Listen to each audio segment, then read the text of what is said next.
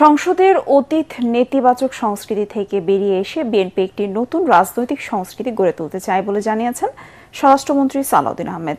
দলীয় সংসদের দ্বিতীয় দিনের কর্মশালায় অংশ নিয়ে তিনি জানান, জাতির প্রত্যাশিত কার্যকর সংসদ নিশ্চিত করবে বিএনপি।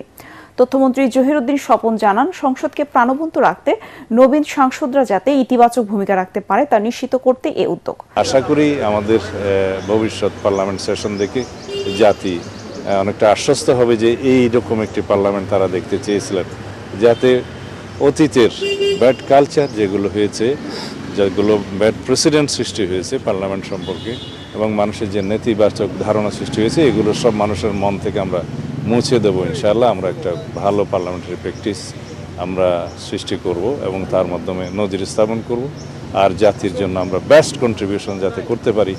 সরকারি দল হিসাবে সংসদ নেতার পক্ষ থেকে সংসদকে সবসময় জীবন্ত রাখার যে দায়িত্ব আমাদের আছে, সেটা আমরা কিভাবে করতে পারি এবং আমাদের দায়িত্বের মধ্য দিয়ে আমরা দেশে একটা প্রকৃত অর্থেই কার্যকরী সংসদ তৈরি করে একটা কার্যকরী সংসদের ব্যবস্থা প্রতিষ্ঠা করতে পারি, সে বিষয়েই আমরা আমাদের মাননীয় এমপি মহোদয়দেরকে পরামর্শ বিনিময় করছি।